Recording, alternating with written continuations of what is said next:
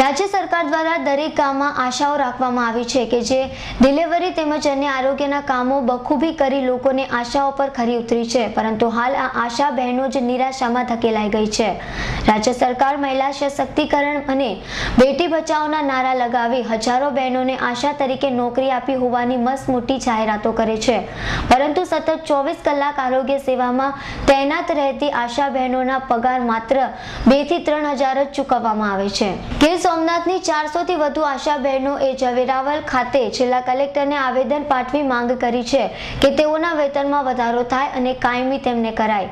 આશા બહેનોએ જન અધિકાર મંચને સાથે રાખી જિલ્લા કલેક્ટરને આવેદન પાઠવ્યું છે, સાથે ચીમકી આપી છે કે આશાઓની માંગ નહીં સંતોષાય તો આગામી દિવસોમાં ઉગ્ર આંદોલન કરવામાં આવશે। અમે અમારા બહેનો રાતે 3 વાગે કોઈનો ફોન આવે તો રાતે 3 વાગે પણ ડિલિવરી કેસમાં જાય છે, છતાં પણ એને પૂરતું વેતન મળતું નથી ને અમારું શોષણ થાય છે।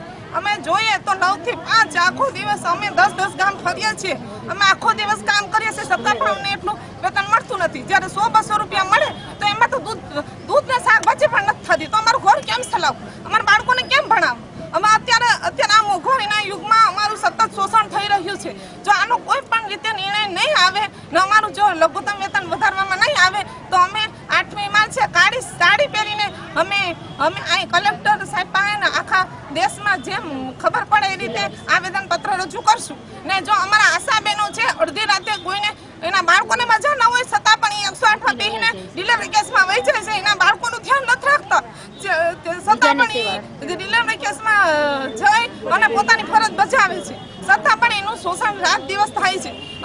બેન, આખરે આપની માંગણી શું છે?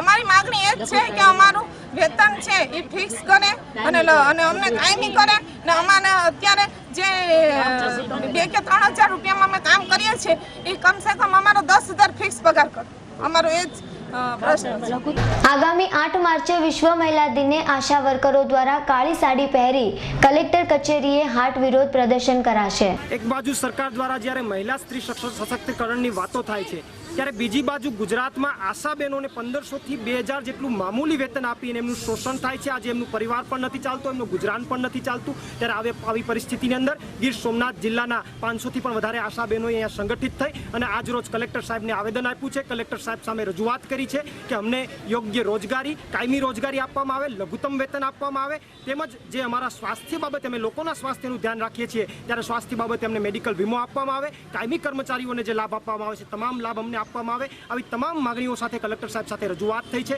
કલેક્ટર સાહેબ દ્વારા ઉપર સરકાર સુધી પહોંચાડવાની અત્યારે વાત થઈ છે, ત્યારે આગામી દિવસોમાં જોઈએ છે જો આ પ્રશ્નોનું નિરાકરણ નથી આવતું તો 8મી તારીખ વિશ્વ મહિલા દિવસના દિવસે સમગ્ર ગુજરાતમાં તમામ જિલ્લાઓમાં જે આશા બહેનો છે કાળી સાડી પહેરી અને કલેક્ટર કચેરીએ ઘેરાવો કરશે, આવો અમારો પ્રોગ્રામ છે। અને આગામી દિવસોમાં સરકાર હજુ પણ જો એમની અંદર આશા બહેનો માટે કોઈ યોગ્ય નિર્ણય નહીં લે તો અમે સ્ટ્રાઇક પણ જઈ શકીએ છીએ અને 2017માં પણ કંઈક પરિણામ લાવી શકીએ છીએ।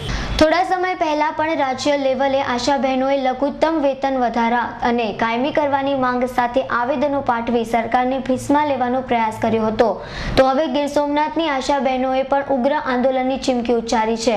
ત્યારે જોવું રહ્યું કે આશાઓની આશા પૂરી થશે કે સરકાર તેને નિરાશ કરશે। રાકેશ પરડવાનો રિપોર્ટ, ગીર સોમનાથ।